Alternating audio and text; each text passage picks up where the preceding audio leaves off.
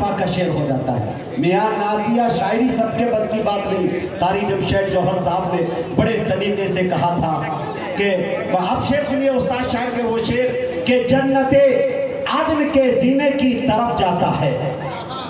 جنت عدن کے زینے کی طرف جاتا ہے، میرے آقا کے سفینے کی طرف جاتا ہے۔ حاجیوں دل کی تسلی کے لیے بتلا دو کون سا رستہ مدینے کی طرف جاتا ہے۔ حاجیوں دل کی تسلی کے لیے بتلا دو، حاجیوں دل کی تسلی کے لیے بتلا دو کون سا رستہ مدینے کی طرف جاتا ہے۔ شعر اور داؤں یہ شعر مجاہد حسنین حبیبی کے نہیں ہے کہ میں بھوپال کے اندر فلائٹ پٹنہ سے لینڈنگ کر رہی تھی تو مصرے کا نزول ہو رہا تھا۔ بہت سارے شاعر سے مل جاتے ہیں، کہہ دیتے ہیں جن کو یہ معلوم ہے، بہت سارے میں نظامت ہم کو 15 سال ہو گئے، کچھ شاعر کھڑے ہوں گے مائک پہ کہیں گے کہ حبیبی صاحب ایک دم تازہ ترین مطلع ابھی ابھی ہوا ہے فلائٹ میں چاہتا ہوں کہ حاضر کریں۔ جیسے وہ پیش کرتا ہے پتہ چلا کہ اس کلام کی عمر اس شاعر کے باپ سے بھی زیادہ ہوتی ہے۔ ٹھیک ہے، تو یہ شعر جگر امروہوی کے ہیں، میں نے جو سنا ہے بس یہ انداز حبیبی تھا جو آپ تک میں نے پیش کر دیا بڑی ایمانداری کے ساتھ۔ اب شعر دیکھیں میرے دوستوں کہ بحر انوار عقیدت میں اتر جاتا ہے دل، بحر انوار عقیدت میں اتر جاتا ہے دل، وقت رو رو کے دعاؤں میں بسر ہوتا ہے، ارے قسمتیں ناک رگڑتی ہے در اقدس پر تب کہیں جا کے مدینے کا سفر ہوتا ہے،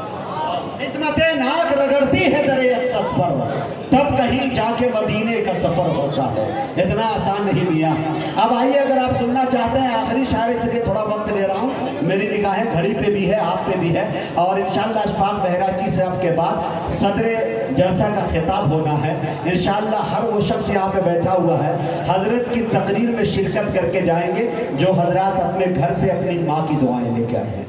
جو حضرات اپنے گھر سے اپنے بچوں کی ماں کی دعا لے کے آئے ہیں وہ بیچ میں اٹھیں گے، حضرت کو بغیر سنے جائیں گے، تھوڑا دیکھیں گے آپ انشاءاللہ۔ اب شعر دیکھیں میرے دوستو، میں جناب اشفاق بہراچی تک پہنچ رہا ہوں، 2 منٹ کے لیے اپنی سانسیں روکیے، چاہے کچھ بھی کیجیے، تسلسل کے ساتھ مختلف شہر کا سفر کرتا ہوں۔ بھائی آپریٹر صاحب چلتے چلاتے آپ کا مائک خراب ہو گیا، تھوڑا مائک میں آواز ڈالیے، بڈھا اس میں قوت پرواز نہیں ہے، مائک بہت خوب ہے پر اس میں آواز نہیں ڈالیے ماشاءاللہ۔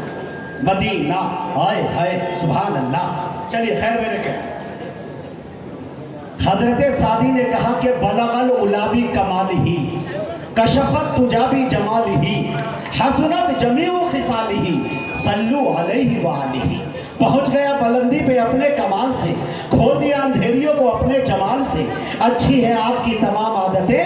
درود پڑھے آپ پر اور آپ کے آل پر۔ پاکستان کے ایک شاعر نے کہا کہ تیرے بوریے پہ سلام ہو کہ وقار تخت مٹا دیا، تیرے جھوپڑے پہ درود ہو کہ زمین کو عرش بنا دیا، تیرے فکر و فاقہ نے حل کیے معاشیات کے مسئلے کہ تیری غریبی نے ہم غریبوں کو زندہ رہنا سکھا دیا۔ منور رانا نے کہا کہ میری مٹھی میں ہے کچھ خاک ان کے آستانے کی، زمانہ اب کرے ہمت میری قیمت لگانے کی، میں مر جاؤں تو بس خاک مدینہ منہ پہ مل دینا، یہی بس ایک صورت ہے خدا کو منہ دکھانا۔ میرے دوستو اندور کے ایک شاعر اردو ادب کے ٹائیگر عالی جناب راحت اندوری نے کہا کہ زمزم و کوثر و تسلیم نہیں لکھ سکتا، یا نبی آپ کی تعظیم نہیں لکھ سکتا، میں اگر 7 سمندر بھی نچوڑوں راحت تو آپ کے نام کی ایک میل نہیں لکھ سکتا۔